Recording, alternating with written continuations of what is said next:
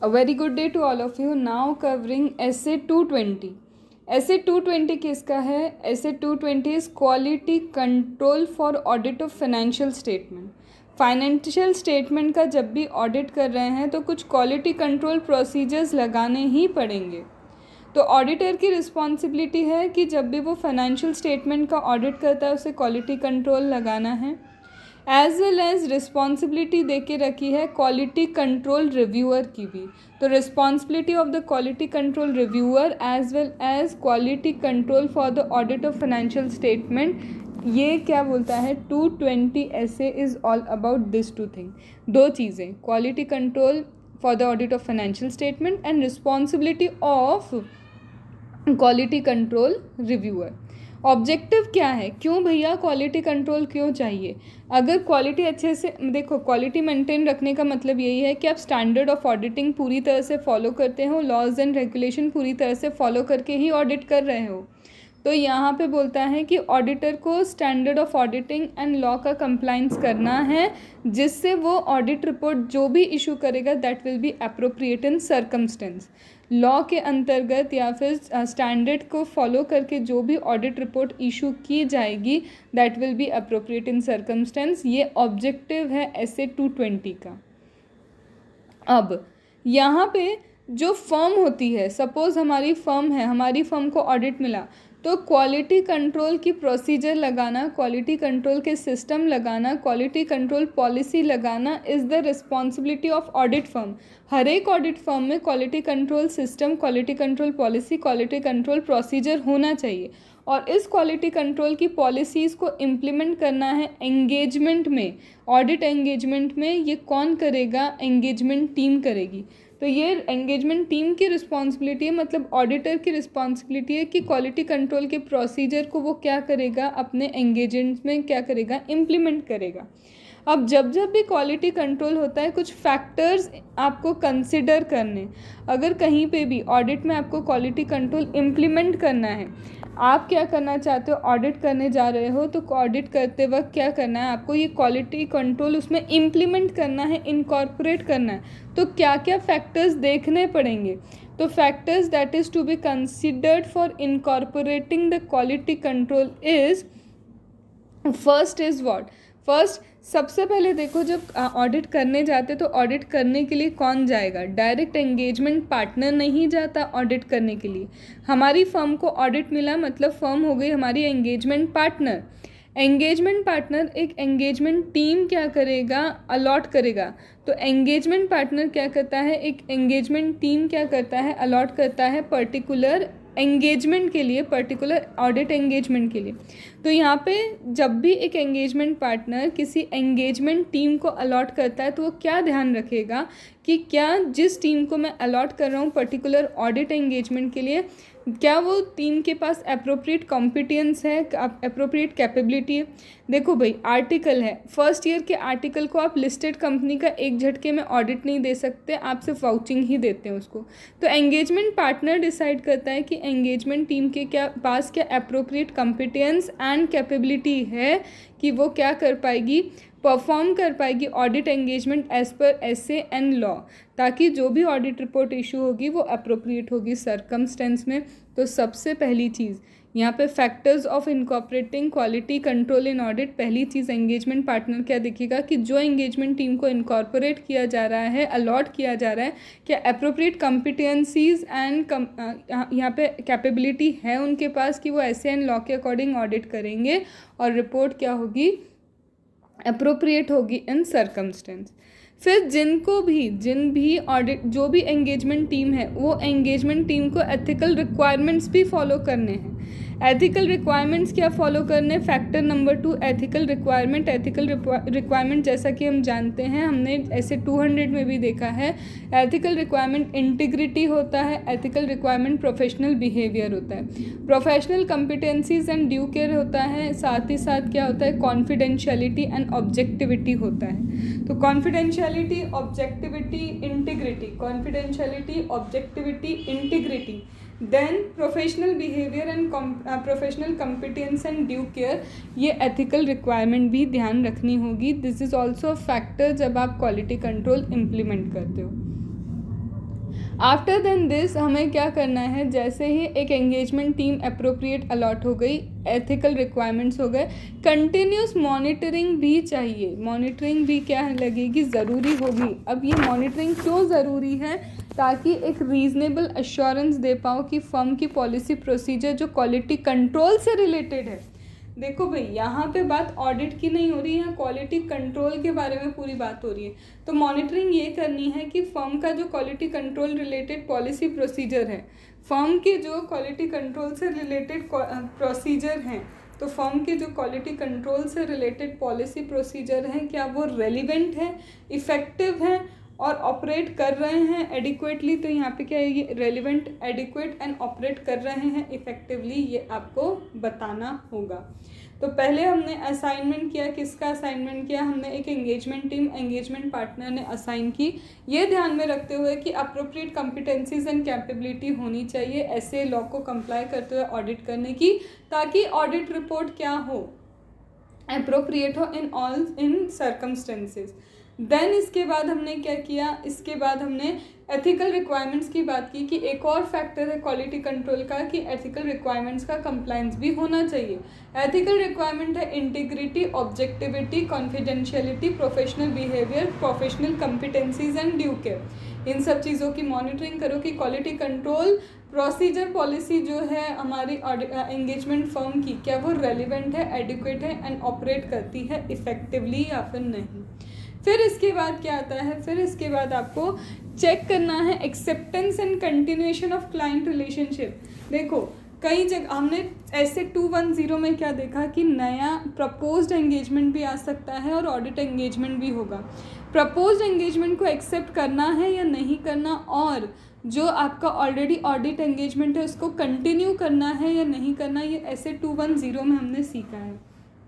तो यहाँ पे क्या अप्रोप्रिएट प्रोसीजर कंप्लाई की गई थी, अप्लाई की है, अप्रोप्रिएट प्रोसीजर क्या अप्लाई किया है, किस चीज़ के लिए अप्रोप्रिएट प्रोसीजर अप्लाई किया है, क्या आपने अप्रोप्रिएट प्रोसीजर अप्लाई किया है इस फैक्ट पे आने के लिए कि हमें कंटिन्यू करना है, एक्सेप्ट करना है या नहीं करना है ऑडिट एंगेजमेंट को। तो appropriate procedure for the clients acceptance and continuation has been followed, and जो भी कंक्लूजन रीच हुआ क्या वो अप्रोप्रिएट कंक्लूजन है, तो जो भी कंक्लूजन हम रीच आउट करें क्या वो कंक्लूजन अप्रोप्रिएट है या नहीं। अगर सपोज करो एंगेजमेंट पार्टनर को कोई ऐसी इन्फॉर्मेशन मिलती है, अगर सपोज करो एंगेजमेंट पार्टनर है, एंगेजमेंट पार्टनर को कोई ऐसी इन्फॉर्मेशन मिलती है जिस इन्फॉर्मेशन से उसे पता चलता है कि उसे तो एंगेजमेंट विड्रॉ करना होगा, तो यहाँ पे अगर ऐसी कोई इन्फॉर्मेशन मिलती है जिससे लगता है कि एंगेजमेंट विड्रॉ होगा, तो ऐसी इन्फॉर्मेशन को आपको एंगेजमेंट फर्म को क्या करना है, कम्युनिकेट करना होगा। Then independence is one of the factor. देखो भाई, एंगेजमेंट पार्टनर को फर्म से बहुत सारी इन्फॉर्मेशन लेनी चाहिए और इन्फॉर्मेशन लेके ये आइडेंटिफाई इवेल्यूएट करना चाहिए, ये आइडेंटिफाई एंड इवेल्यूएट करना चाहिए कि what are the threats to the independence पे क्या क्या थ्रेट आ सकते हैं, and he should take appropriate action to eliminate such threat. फिर उन थ्रेट्स को एलिमिनेट करने के लिए उसे क्या करना होगा, अप्रोप्रिएट एक्शन लेना होगा। फिर उसे क्या करना होगा, अप्रोप्रिएट एक्शन लेना होगा उन थ्रेट्स को क्या करने के लिए, उन थ्रेट्स को कम करने के लिए, एलिमिनेट करने के लिए। यहाँ पे रिड्यूस नहीं लिख सकते, यहाँ पे एलिमिनेट, क्योंकि इंडिपेंडेंस नहीं है तो यहाँ पे तो फिर बात ही नहीं बनेगी। याद करो ऐसे 200 में क्या बोला है, overall objective of independent auditor होना चाहिए। और एथिकल रिक्वायरमेंट में भी हमने क्या पढ़ा है कि इंडिपेंडेंस नीडेड है, तो अगर इंडिपेंडेंस का कुछ भी ऐसा थ्रेट आता है तो उन चीज़ों को एलिमिनेट करने की ही कोशिश होनी चाहिए। तो अभी तक हमने फैक्टर्स पढ़े, किस चीज़ के फैक्टर पढ़ रहे हैं कि आपको क्वालिटी कंट्रोल इनकॉर्पोरेट करना है, किस में इनकॉर्पोरेट करना है, आपके ऑडिट एंगेजमेंट के वक्त आपको क्वालिटी कंट्रोल इम्प्लीमेंट करना है। तो क्या फैक्टर्स ध्यान रखोगे, असाइनमेंट ध्यान रखोगे, असाइनमेंट मतलब क्या, एंगेजमेंट टीम का असाइनमेंट जो अप्रोप्रिएट कॉम्पिटेंसी क्वालिटी के अकॉर्डिंग होना चाहिए। देन आता है हमारा एथिकल रिक्वायरमेंट, मॉनिटरिंग हो गया, मॉनिटरिंग के बाद अभी हमने क्या किया, इंडिपेंडेंस। अब इंडिपेंडेंस के बाद हमने किया एक्सेप्टेंस, एक्सेप्टेंस किसका, acceptance continuation of the client relationship. फिर आते हैं हम लीडरशिप रिस्पॉन्सिबिलिटी। लीडरशिप रिस्पॉन्सिबिलिटी मतलब क्या, यहाँ पे देखो एंगेजमेंट पार्टनर जो है, एंगेजमेंट पार्टनर और एंगेजमेंट टीम दोनों मिलके कुछ चीज़ों का बहुत ज़्यादा ध्यान रखेंगे। Engagement partner and engagement team, engagement partner as well as engagement team क्या ध्यान रखेंगे? एंगेजमेंट पार्टनर और एंगेजमेंट टीम को ध्यान रखना है कि सारे SAN लॉ का कंप्लाइंस होना चाहिए। क्वालिटी कंट्रोल प्रोसीजर जो है, क्वालिटी कंट्रोल पॉलिसी पे क्या होना चाहिए? उसका कंप्लाइंस होना चाहिए। ऑडिट रिपोर्ट अप्रोप्रिएट होनी चाहिए सर्कमस्टेंस में, as well as audit team, engagement team जो है वो विदाउट फेयर कंसर्न रेज कर सकती है। अगर कुछ कंसर्न उन्हें आता है, कोई प्रॉब्लम आता है, कोई इशू आता है, तो लीडरशिप ऐसी होनी चाहिए कि डर की ज़रूरत नहीं होना चाहिए, फ्रेंडली एनवायरनमेंट हो कि एंगेजमेंट टीम को कोई कंसर्न है तो वो कंसर्न वो विदाउट फेयर रेज कर सकते हैं। लीडरशिप का ध्यान रखो। क्वालिटी कंट्रोल में फैक्टर क्या था? लीडरशिप आपका ऐसा होना चाहिए कि लीडरशिप का फोकस किस पे होगा? लीडरशिप का फोकस होगा कि कोई भी कंसर्न अगर एंगेजमेंट टीम को आता है तो विदाउट फेयर वो रेज कर सकते हैं। कंप्लाइंस होना चाहिए, SA के साथ कंप्लाइंस होना चाहिए, लॉ के साथ कंप्लाइंस होना चाहिए, क्वालिटी कंट्रोल पॉलिसी के साथ, एज वेल एज जैसा कि हमने बोला विदाउट कंसर्न क्या हो सकता है? रेज किया जा सकता है इशू, और ऑडिट रिपोर्ट अप्रोप्रिएट होनी चाहिए सर्कमस्टेंस में। देन लास्ट हमारा जो फैक्टर आता है वो हमारा फैक्टर क्या है? Not last, second last factor है हमारा एंगेजमेंट प्रोसीजर। हमारा क्या है? Engagement performance. एंगेजमेंट परफॉर्मेंस का मतलब क्या है? एंगेजमेंट परफॉर्मेंस में आता है DSP मतलब क्या? Direction supervision performance. Engagement performance का मतलब क्या है? DSP that is direction supervision and performance. Engagement performance में बोलते हैं कि एंगेजमेंट पार्टनर की रिस्पॉन्सिबिलिटी है डायरेक्शन देने की, एंगेजमेंट पार्टनर की रिस्पॉन्सिबिलिटी सुपरविजन की है, और एंगेजमेंट पार्टनर को परफॉर्मेंस भी मेज़र करना होगा। तो एंगेजमेंट पार्टनर डायरेक्शन देंगे, एंगेजमेंट पार्टनर सुपरविजन करेंगे, परफॉर्मेंस देखेंगे। क्यों? ताकि लॉ और स्टैंडर्ड्स का कंप्लाइंस हो और ऑडिट रिपोर्ट अप्रोप्रिएट हो सर्कमस्टेंस में। लॉ का कंप्लाइंस हो, लॉ का कंप्लाइंस हो as well as standard of auditing का कंप्लाइंस हो, और ऑडिट रिपोर्ट इशू जो होगी वो अप्रोप्रिएट होनी चाहिए हर सर्कमस्टेंस में। ऑडिट परफॉर्मेंस में ही एक और चीज़ आती है रिव्यू। एंगेजमेंट परफॉर्मेंस में एक और चीज़ क्या आती है? रिव्यू। अब रिव्यू में क्या होता है? देखो, एंगेजमेंट पार्टनर को क्या इंश्योर करना है कि सारे पॉलिसी प्रोसीजर कंप्लाई किए गए हैं ऑडिट एंगेजमेंट में, sufficient appropriate audit evidence obtain किया। एंगेजमेंट पार्टनर को डॉक्यूमेंट को भी रिव्यू करना चाहिए और डिस्कशन करना चाहिए एंगेजमेंट टीम के साथ। एंगेजमेंट पार्टनर का काम है कि देखे भाई सच में क्वालिटी कंट्रोल का कंप्लायंस हुआ या नहीं हुआ, क्वालिटी कंट्रोल इम्प्लीमेंट हुआ या नहीं हुआ। तो क्वालिटी कंट्रोल के लिए वो चेक क्या कर सकते हैं, क्या सच में sufficient appropriate audit evidence obtain हुए हैं। ऑडिट डॉक्यूमेंट को वो रिव्यू कर सकते हैं, मैनेजमेंट से डिस्कशन कर सकते हैं, इनफैक्ट रिव्यू कर सकते हैं कि पॉलिसी एंड प्रोसीजर क्या किया है। रिव्यूअर आर बीइंग रिव्यू, ये भी देख सकते हैं कि जो रिव्यू हो रहा है वो पॉलिसी प्रोसीजर के अकॉर्डिंग रिव्यू हो भी रहा है या नहीं। तो reviews are being perform in accordance with the policy procedure. Audit documentation review कर लो, सेटिस्फाई करना है खुद को, sufficient appropriate audit evidence obtain हुआ, और एंगेजमेंट टीम के साथ डिस्कशन कर सकते हैं।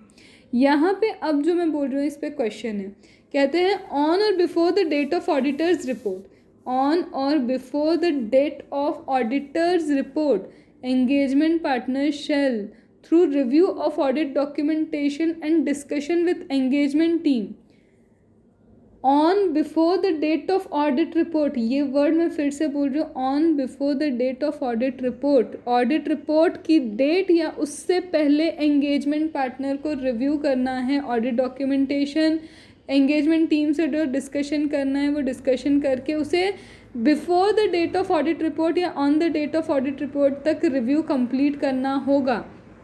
इसका मतलब ऑडिट रिपोर्ट इस रिव्यू के बाद इशू होती है, इस दिन इशू हो सकती है, लेकिन उससे पहले इशू नहीं हो सकती जब तक रिव्यू नहीं किया हो।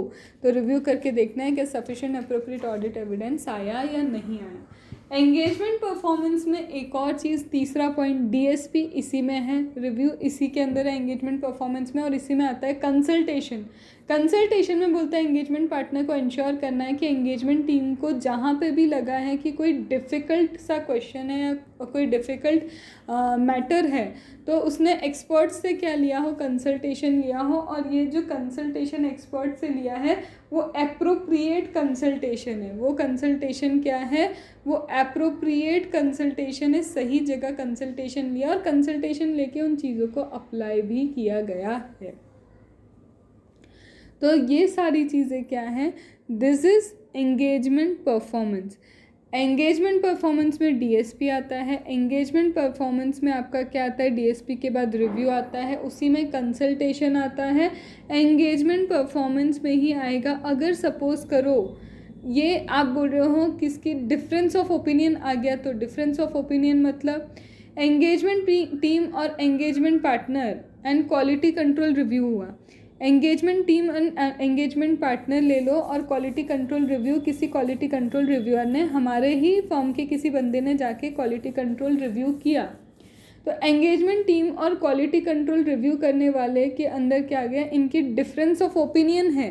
तो डिफरेंस ऑफ ओपिनियन में किसकी सुनी जाएगी, तो यहाँ बोलते हैं फर्म की पॉलिसी प्रोसीजर देखो कि उसमें कैसे रिजॉल्व किया जाएगा इस मैटर को। तो फर्म की पॉलिसी एंड प्रोसीजर के अकॉर्डिंग क्या होगा, ये मैटर रिजॉल्व होगा। फर्म की पॉलिसी, फर्म के प्रोसीजर के अकॉर्डिंग क्या होगा, इस मैटर को रिजॉल्व करेंगे।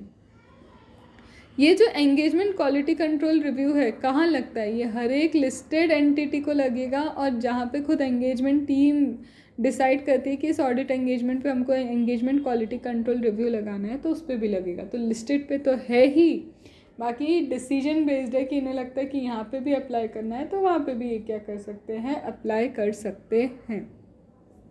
अब तक क्या किया, स्कोप देखा हमने, किस चीज़ का स्कोप देखा, हमने स्कोप देखा कि ऑडिटर का स्कोप क्या है, तो ऑडिटर की responsibility audit of financial statement में as well as responsibility quality control review में। फिर इसके बाद ऑब्जेक्टिव देखा, ऑब्जेक्टिव ये है कि ऐसे एंड लॉ कंप्लाई होना चाहिए ताकि ऑडिट रिपोर्ट अप्रोप्रिएट हो सर्कमस्टेंस में। फिर फैक्टर्स क्या कंसिडर होंगे, क्वालिटी कंट्रोल इनकॉर्पोरेट करना है अगर एंगेजमेंट में, तो उसके लिए फैक्टर में हमने assignment of the engagement team देखा।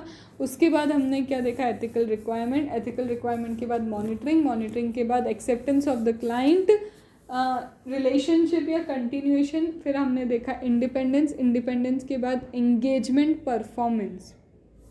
एंगेजमेंट परफॉर्मेंस के अंदर क्या आता है, एंगेजमेंट परफॉर्मेंस है तो एंगेजमेंट परफॉर्मेंस के अंदर डीएसपी है, डायरेक्शन सुपरविजन रिव्यू। फिर उसके बाद क्या आता है हमारा, डायरेक्शन सुपरविजन रिव्यू के बाद आपका कंसल्टेशन, कंसल्टेशन के बाद डिफरेंस ऑफ द ओपिनियन।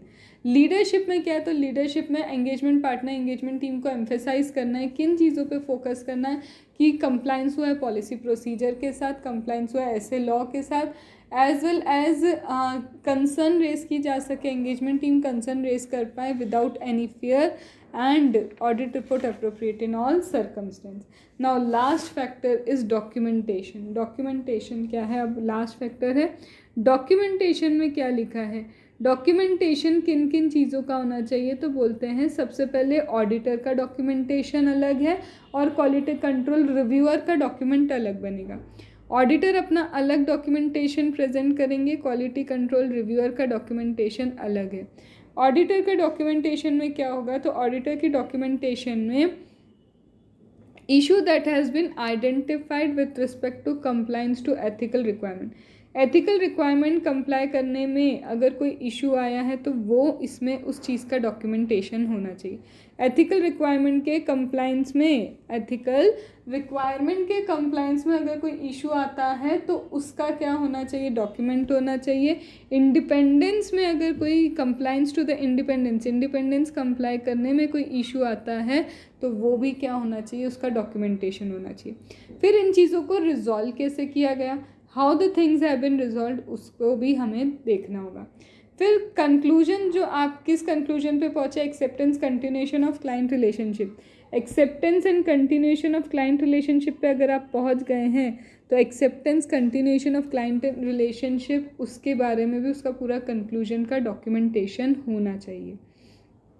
फिर इसके बाद nature and scope and conclusion from consultation during the course of audit engagement. Audit engagement के टाइम अगर आपने कंसल्टेशन किया है, किसको कंसल्ट किया है, किसी एक्सपर्ट को कंसल्ट किया है, तो किस टाइप की चीज़ के लिए कंसल्ट किया, कंक्लूजन क्या निकला, वो सारी चीज़ें भी डॉक्यूमेंट होनी चाहिए। तो डॉक्यूमेंटेशन, एथिकल रिक्वायरमेंट, इंडिपेंडेंस में कोई इशू आता है कंप्लाइंस करने में, तो वो इशू क्या था, उसे रिजॉल्व कैसे किया। उसके बाद क्लाइंट के continuation as well as acceptance से रिलेटेड आपका डॉक्यूमेंटेशन होगा। फिर उसके बाद nature and scope and conclusion, nature scope conclusion from consultation during the course of audit engagement. During the course of audit engagement जो भी क्या है आपका नेचर है, स्कोप है, कंक्लूजन है, वो भी क्या होना चाहिए, यहाँ पे आना चाहिए। अब इसके बाद क्वालिटी कंट्रोल रिव्यूअर के डॉक्यूमेंट में क्या होंगे, तो क्वालिटी कंट्रोल रिव्यूअर का सिंपल डॉक्यूमेंटेशन होगा कि क्या क्वालिटी कंट्रोल रिव्यू परफॉर्म किया या नहीं किया, क्या quality control review audit report के पहले कंप्लीट हुआ या नहीं हुआ, इस चीज़ का डॉक्यूमेंटेशन होना चाहिए। क्या रिव्यूअर अवेयर है कौन कौन से मैटर्स रिजॉल्व नहीं हुए हैं, तो अनरिजॉल्व मैटर कौन कौन से हैं, वो सारी चीज़ें क्या होनी चाहिए, डॉक्यूमेंट होनी चाहिए कि कौन कौन से मैटर्स हैं जो अब तक अनरिजॉल्व रहे हैं, उसके बारे में भी क्या होना चाहिए, डॉक्यूमेंटेशन होना चाहिए। So this is essay 220 quality control review. As much as possible I am trying कि लर्न हो जाएं, तो इसे 1-2 बार 3 बार सुनोगे, उसके बाद सिर्फ रीडिंग पार्ट बचता है, तो इसको रीड करो। जैसे ही ऐसे 200 की सीरीज़ ख़त्म हो जाए, सीरीज़ ख़त्म करने के बाद आपको लिख के प्रैक्टिस करनी होगी। किस चीज़ की लिख के प्रैक्टिस करनी होगी, आंसर्स लिखे हुए तो होना चाहिए। मेरी क्लास में जितने भी स्टूडेंट्स हैं they know the importance of written practice, क्योंकि उन्हें बैठ के रिटन प्रैक्टिस करवाई गई है। तो आपको भी ये चीज़ ध्यान में रखनी होगी। मैंने हर बार उनको भी एम्फेसाइज़ किया है कि लिख के प्रैक्टिस करो। तो आप लोग भी, whether you are my students, whether you are not my student, चाहे DT IDT जो मेरा कोर एरिया है, उसके अलावा मैं आपको लॉ और ऑडिट के भी ऑडियो दे रही हूँ, लिख के प्रैक्टिस करोगे एग्जामिशन के करीब पहुँच जाओगे। लिख के प्रैक्टिस नहीं कर रहे हो तो चांस ले रहे हो, ये बात ध्यान रखना। ओके, बाकी बहुत सारे ऐसी चीज़ें हैं, प्रेजेंटेशन स्किल्स, ये स्किल्स, वो स्किल, बहुत सारी चीज़ें जो ऑब्वियसली छोटे से ऑडियो में पॉसिबल नहीं हो पाता है। सो जस्ट सुनो, इसे याद करो और फिर एक बार बिना देखे लिख लो, काम बन जाएगा। ठीक है, all the best. Ankita Arora from study made easy.